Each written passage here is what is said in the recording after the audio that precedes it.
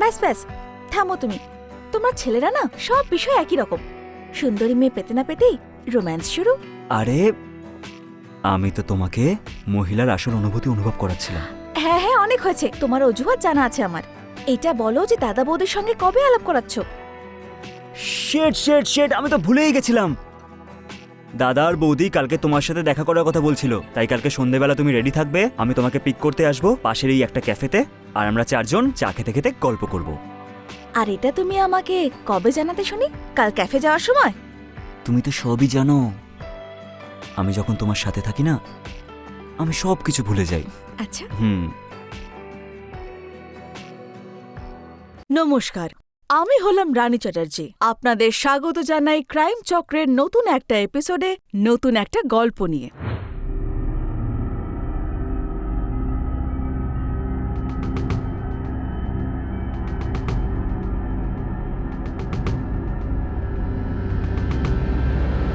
ওহো, আজকে তো দারুণ লাগছে তোমাকে। কি করছো কি? কেউ দেখতে পাবে তো? হ্যাঁ, তো দেখতে দাও না।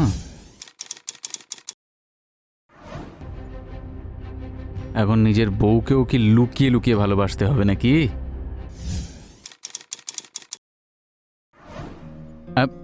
তুমি নিজের হাতে আমায় খাইয়ে দাও, যেমনটা আগে খাওয়াতে। তুমিও না দাদ। আরে, যদি এত লজ্জা পাও তাহলে আমাদের ছোট ছোট বাচ্চা কি করে হবে? ভিকি আছে। রিকি এখন ঘুমোচ্ছে, আর ওর উঠতে দেরি আছে। আর ও চলে এলেই বা কি, ও নিজেই জানতে পারবে যে ওর দাদা ওর বৌদিকে কতটা ভালোবাসে। আর এমনিতেও এর পরে তো ওরই পালা, বিয়ে করে একটা সুন্দর ভাইয়ের বউও তো আনতে হবে তোমার জন্য।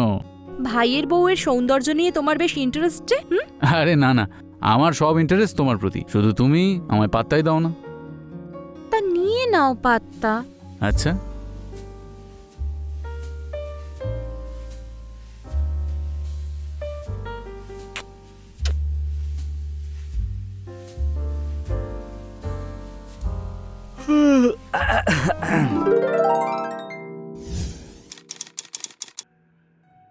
আর তুই উঠে গেছিস নাকি? আমি মনে হয় ভুল সময় এসে গেছি দাদা, ঠিক আছে? আরে না না না না, এদিকে আয়, চল ব্রেকফাস্ট করবো, আয়। কি বানিয়েছো বৌদি? Butter bread? চা নিয়ে এসো ওর জন্য। আয় না না, আমি চা খাবো না। আরে তুমি লজ্জা পাচ্ছ কেন? আমি কি এখন বাচ্চা নাকি? আমারও একটা গার্লফ্রেন্ড আছে। রিকি, নিজের বৌদির সঙ্গে এরকম মজা কেউ করে? দাদা, এই বাড়িতে সব থেকে ছোট তো আমি।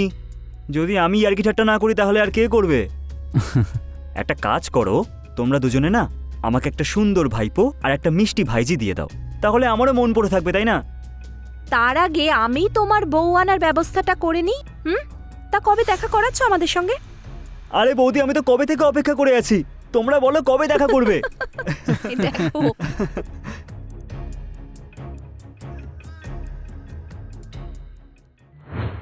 ভিকি, সোহান আর রিনার একটা হাসি খুশি পরিবার, একটা ছোট্ট জগৎ যেখানে 3 জন একসঙ্গে মিলেমিশে থাকে। সোহান আর রিনার বিয়ের কয়েক বছরই হয়েছে, আর এখন সোহান আর রিনা মিলে ভিকির বউকে বাড়ি আনার জন্য তোড়জোড় করছিল। ভিকি সীমা নামের একটি মেয়েকে ভীষণ ভালোবাসত, আরও খুব তাড়াতাড়ি দাদা বৌদির সঙ্গে সীমার আলাপ করিয়ে নিজেদের সম্পর্কটাকে এগিয়ে নিয়ে যাওয়ার প্রচেষ্টায় ছিল। ও শুধু অপেক্ষায় ছিল যে ওর দাদা বৌদি নিজে থেকেই এই টপিক নিয়ে কথা বলুক, আর সেই সুযোগটা সে পেয়ে যায়।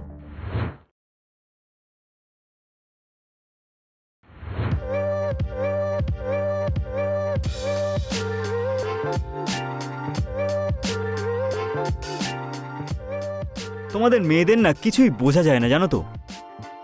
যদি মেকআপটা তোলারই হয় তাহলে মেকআপ করো কেন? সুন্দর দেখার জন্য।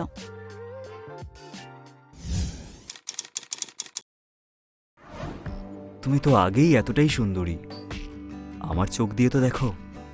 আচ্ছা, এই ব্যাপার দেখাও। কি? তোমার চোখ দিয়ে তোমার ভালোবাসা। ব্যাস ব্যাস, থামো তুমি। তোমার ছেলেরা না সব বিষয় একই রকম। সুন্দরী মেয়ে পেতে না পেতেই রোম্যান্স শুরু। আরে আমি তো তোমাকে মহিলার আসল অনুভূতি অনুভব করাচ্ছিলাম। হ্যাঁ হ্যাঁ, অনেক হয়েছে, তোমার অজুহাত জানা আছে আমার। এটা বলো যে দাদা বৌদির সঙ্গে কবে আলাপ করাচ্ছ?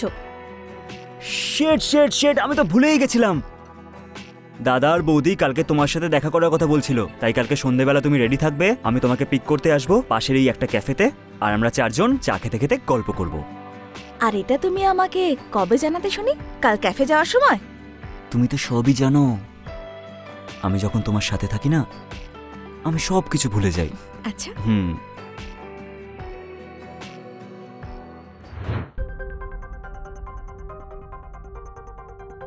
কতক্ষণ সময় লাগাচ্ছে দেখো তো, একবার ফোন করে দেখো না কোথায় আছে।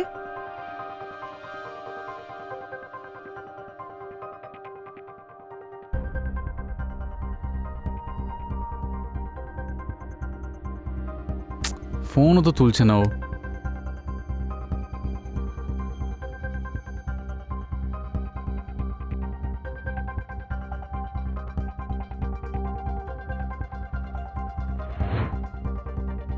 সীমা, আরে একটু তাড়াতাড়ি করো না। এই মেয়েদেরকে না সত্যিই বোঝা যায় না কত টাইম লাগায়। তারপর দাদাও বারবার ফোন করে যাচ্ছে, এবার তুললেই আমাকে বকবে। সীমা,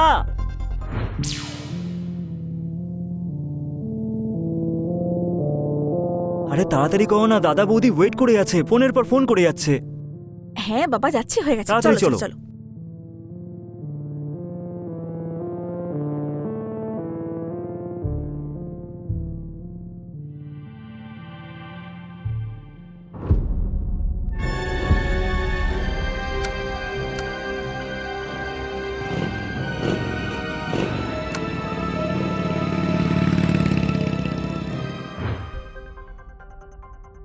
এই দেখো এসে গেছে। এসো এসো, ভালো থাকো। বেঁচে থাকো, বসো বসো। 2টো চা দেবেন? কত সংস্কারী আর সুন্দর মেয়ে খুঁজেছে আমাদের বিকি, কারোর নজর না লেগে যায়। বা বৌদি, এখনো বিয়ে হলো না, তুমি আমাকে ভুলে গেলে? শুধু ওর প্রশংসা। আমার প্রশংসা কে করবে? কেউ না। ওকে দেখে মনে হচ্ছে বাঁদরের গলায় মুক্তোর মালা। দাদা তুমিও না। নাও নাও, চা খাও।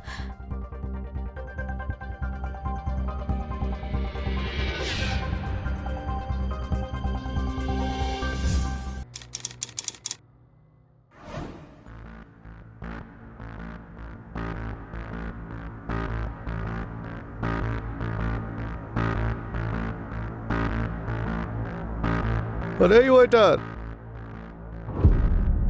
এদিকে আয়।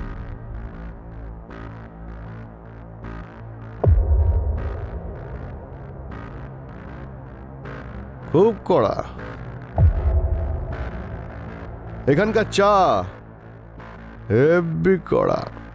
চট করে নিয়ে আয় তো।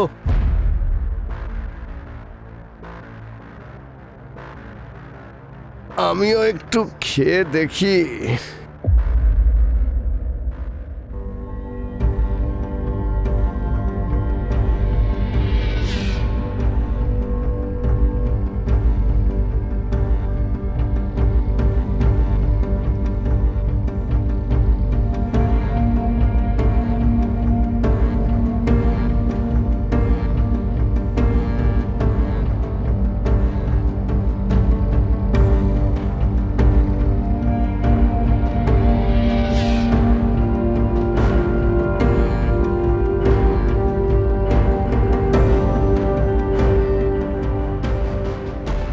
আরে এই ওয়েটার, তোর এখানে তো অনেক ভ্যারাইটি আছে, তবে একা কার কার স্বাদ নেবো বলতো? ইডিয়েট, এটা ওই ছেলেটা ভিকি, যার ব্যাপারে তোমাকে বলেছিলাম না, আমাকে ফলো করে আর বিরক্ত করে খুব।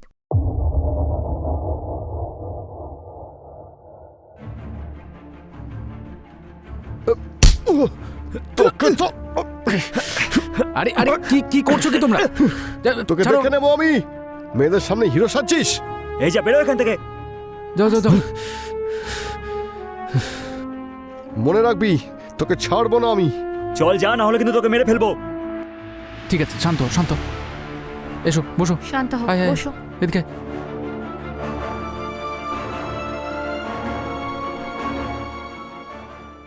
অনেক সময় সমাজে কিছু অসামাজিক তত্ত্ব সাধারণ আর সহজ সরল লোকেদের জীবন অতিষ্ঠ করে তোলে। আমরা যতই মহিলাদের সম্মানের কথা বলি না কেন, কিন্তু আমি এটা গ্যারান্টি দিয়ে বলতে পারি, যে প্রতিটা মহিলা তাদের গোটা জীবনে কোনো না কোনোভাবে কোনো পাগল প্রেমিক বা এরকম অসামাজিক তত্ত্বের দ্বারা কখনো না কখনো বিরক্ত হতে হয়েছে, সে কাউকে জানাক বা না জানাক। রাজেশ সীমাকে প্রায় ফলো করত, তার পাশাপাশি ও ভিকির ওপরও নজর রেখেছিল। আসুন দেখি।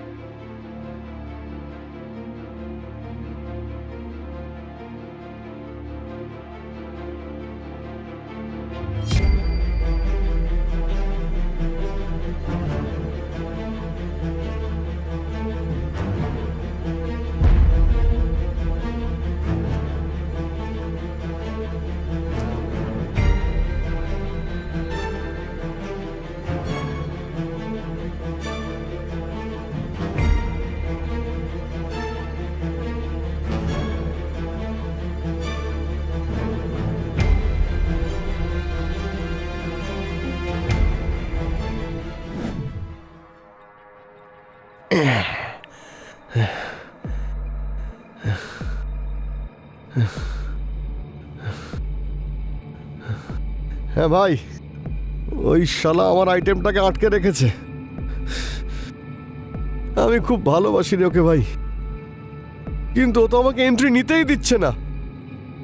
আরে ওই শালা শয়তান আমাকে সবার সামনে চড় মেরেছে। ভাই ওর একটা ব্যবস্থা করতেই হবে। আমার ওই মেয়েটাকে চাই আমার বিছানায়। ভাই আর কোনো ভালোবাসা টালোবাসা নয়, ওর অহংকার আমি ভেঙে গুড়িয়ে দেব।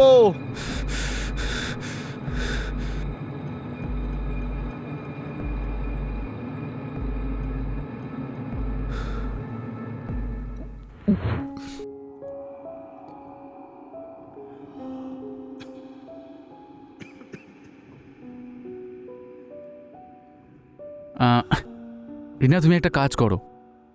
যতদিনে রিকির বিয়ের কথাবার্তা এগিয়ে যাবে, হয়তো তখন তুমি আর বাপের বাড়ি যাওয়ার সময় পাবে না। আর হ্যাঁ, বাপের বাড়িতে কিন্তু রিকির বিয়ের কথা সবাইকে জানাবে, আর ওদের বলবে যে সবাই যেন সময় মতো এখানে চলে আসে। আর তাছাড়া আমাদের এখানে কেই বা আছে। ঠিক আছে, আমি বাপের বাড়ি যাওয়ার জন্য রেডি। হ্যাঁ,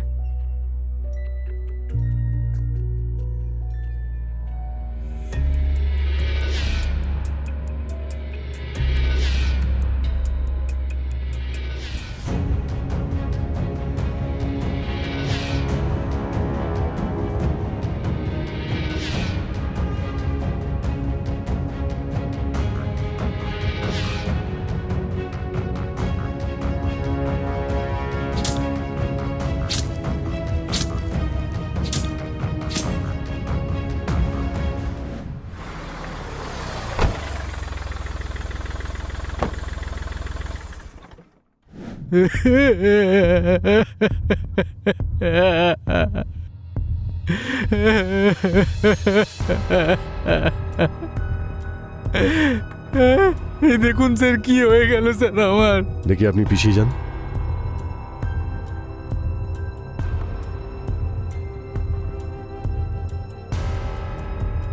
স্যার, পেটে ধারালো অস্ত্র দিয়ে আঘাত করা হয়েছে,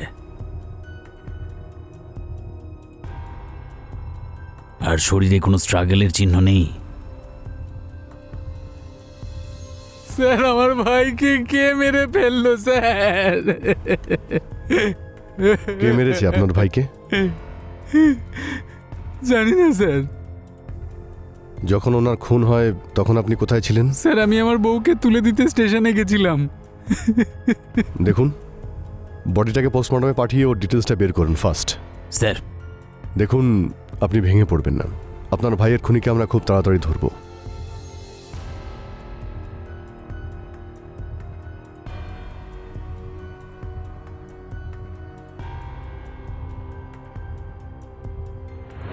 সোহান তার ওয়াইফ রিনাকে স্টেশনে ছাড়তে গিয়েছিল, জাতীয় বাপের বাড়ি গিয়ে ভিকি আর সীমার বিয়ের জন্য সবাইকে ইনভাইট করতে পারে। যেখানে বিয়ের সানাই বাজার কথা ছিল, সেখানেই শোকের ছায়া নেমে আসে। কি হয়েছিল ভিকির সঙ্গে? আর সোহান রিনাকে স্টেশনে না ছেড়ে এখানে কেন চলে এসেছিল? সিসিটিভি ফুটেজ দেখে পুলিশ সব কিছু জানতে পেরে যায়। মূল অপরাধীকে সেটাও জানতে পেরে যায়। এবার পুলিশ সেই অপরাধীকে হাতে নাতে ধরার জন্য সম্পূর্ণভাবে প্রস্তুত হয়ে যায়।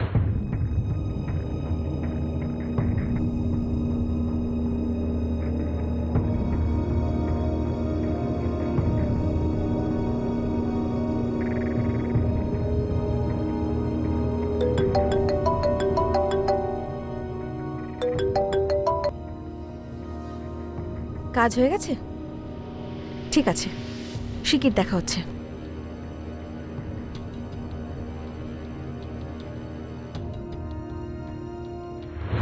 স্যারকে ফ্যাক্স করে দাও ফার্স্ট। স্যার, রিকির পোস্টমর্টম রিপোর্ট। ধারালো অস্ত্র দিয়ে পেটে আঘাত করা হয়েছে। স্যার, হত্যাকারী নিশ্চয়ই রিকির উপরে রাগ ছিল।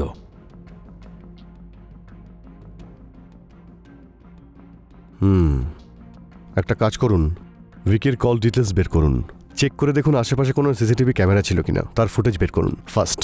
স্যার,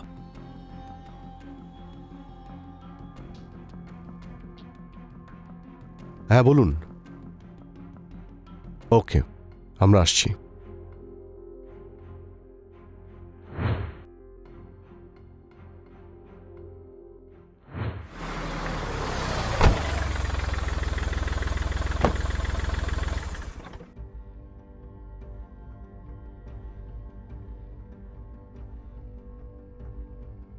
হ্যাঁ বলুন, আপনি আমাদের কেন ডেকেছেন? স্যার আসলে হয়েছে কি, এনার পরিচয়?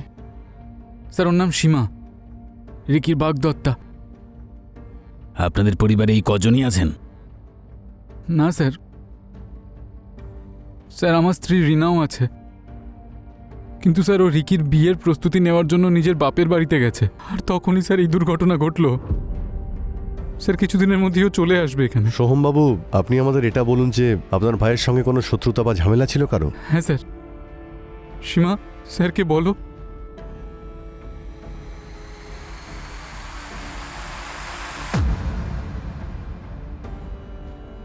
সীমা দেবী, প্লিজ বলুন। দেখুন, আপনার ভয় পাওয়ার কোনো প্রয়োজন নেই, পুলিশ আপনাকে প্রোটেকশন দেবে। স্যার, একটা ছেলে আছে রাজেশ, ও প্রায় আমাকে ফলো করতো, স্টক করতো। আরব ভিকিকে একদম পছন্দ করতো না। রিসেন্টলি একটা ক্যাফেতে ওদের মধ্যে মারামারি হয়। আরব ভিকিকে প্রাণে মেরে দেওয়ার হুমকিও দেয়, আর তারপরে এসব হয়ে যায়। এ রাজেশকে খুঁজে বের করো, তুলে আনো ওকে। স্যার,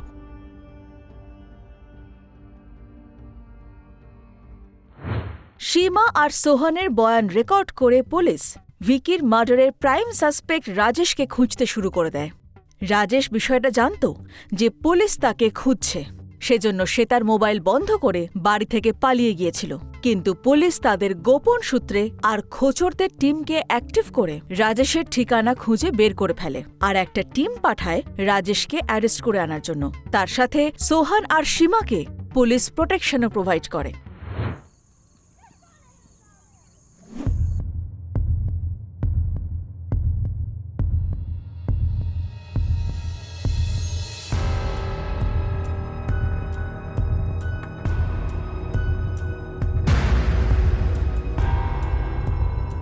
আরে তুমি ভয় পেও না, এই কম্বলটা তোমাকে ঢাকা দেওয়ার জন্যই আনলাম আমি। এই বাড়িতে তুমি সুরক্ষিত, আর বাইরে পুলিশ কনস্টেবলের প্রোটেকশনও আছে, আর কালকে রিনাও চলে আসবে, ফলে এই বাড়িতে তুমি সম্পূর্ণ সেফ। ভালো করে ঘুমাও, হ্যাঁ?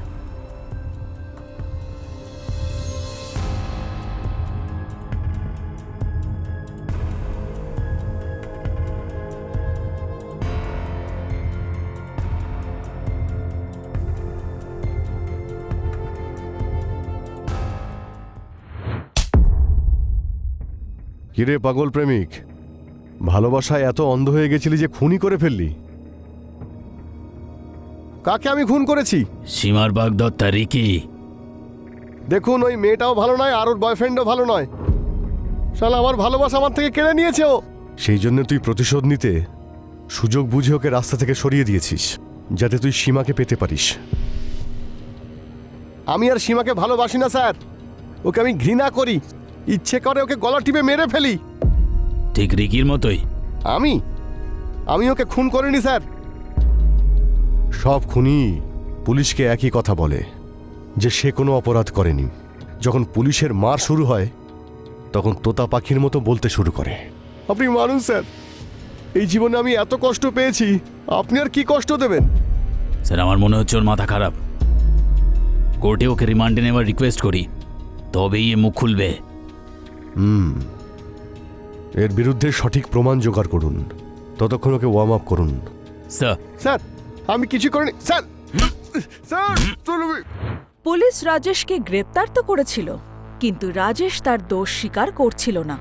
আর পুলিশের কাছে কোনো পোক্ত প্রমাণও ছিল না যাতে পুলিশ কোর্টে রাজেশকে দোষী সাব্যস্ত করতে পারে। মার্ডার ওয়েপন কোথাও খুঁজে পাওয়া যায়নি, আর না কোনো এমন প্রমাণ যাতে পুলিশ রাজেশকে বেশিক্ষণ লকআপে আটকে রাখতে পারবে। পুলিশ এটা পর্যন্ত জানতো না যে এই খুনে রাজেশ একাই ছিল নাকি তার সঙ্গে অন্য কেউ ছিল। আর যতটা আমরা দেখলাম যে সীমাও কারোর সঙ্গে ফোনে কথা বলছিল। এই কাজটা কি সীমা আর রাজেশের হতে পারে? তাই হলে তার কারণ কি থাকতে পারে?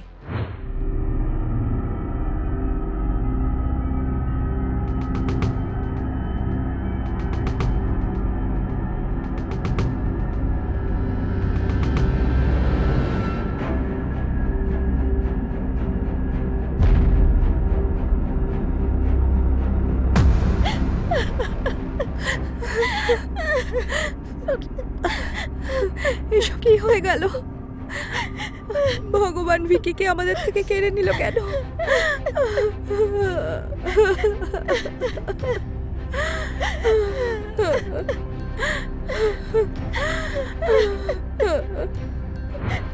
স্যার এটা একবার আপনি দেখুন।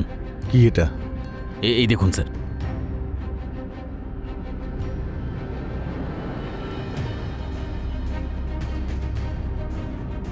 আমাদের এখনই কোনো অ্যাকশন নিতে হবে। বাকি লোকেশন ডিটেলসে বের করুন। আর এই সোহম, ওর বাড়ির সিকিউরিটি টাইট করুন, কেউ যেন বাড়ি থেকে বেরোতে না পারে। স্যার পুলিশ যখন জোর কদমে তল্লাশি করা শুরু করলো তখন মার্ডার এরিয়ার আশপাশ থেকে পুলিশ একটা সিসিটিভি ফুটেজ হাতে পায়। আর সেই সিসিটিভি ফুটেজ পুলিশকে এই কেসটা অন্য অ্যাঙ্গেল থেকে দেখতে বাধ্য করে। আর পুলিশ কল ডিটেলসের পাশাপাশি মোবাইল লোকেশনে ডিটেলস বের করে।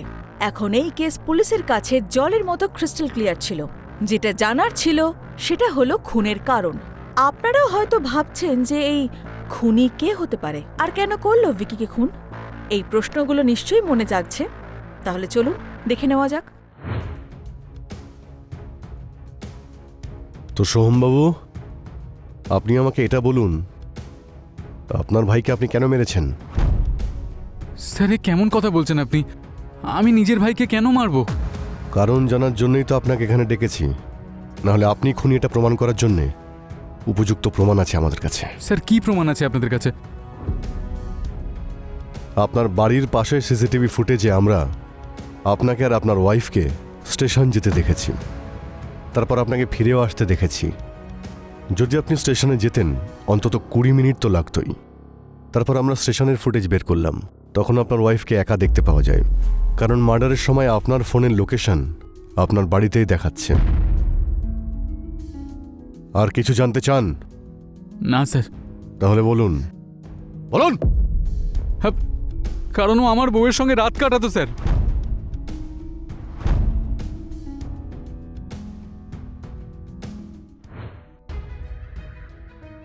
বৌদি, তোমার সাথে থাকলে যে আনন্দ হয় না, সেটা সীমার সাথে থাকলেও হয় না।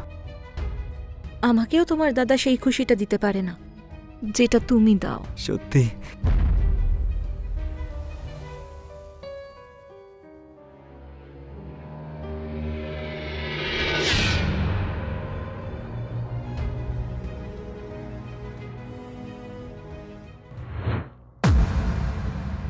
একটা ভাই যাকে আমি নিজের ছেলের মতো বড় করেছি, তাকে যখন আমার বউয়ের সঙ্গে এক বিছানায় দেখলাম তখন আর থাকতে পারলাম না স্যার। সেদিন আমি কন্ট্রোল করে নিয়েছিলাম স্যার, কিন্তু এই বিশ্বাসঘাতকতা আমি সহ্য করতে পারছিলাম না। আর সেজন্য নিজের বউকে বাপের বাড়ি পাঠানোর নাটক করলাম আমি, এটা দেখাতে যে সবকিছু নর্মাল আছে। কিন্তু এই জিনিসটা বারবার আমার মাথায় আসছিল। স্যার আমি আর থাকতে পারলাম না, আর আর আমার হাতে রিকির খুন হয়ে গেল স্যার। দেখুন, আপনার মানসিক পরিস্থিতি বুঝতে পারছি, কিন্তু তার মানে এটা নয় যে আপনি অপরাধ করার অধিকার পেয়ে যাবেন। আইনের সম্মতি কোনোভাবেই দেয় না।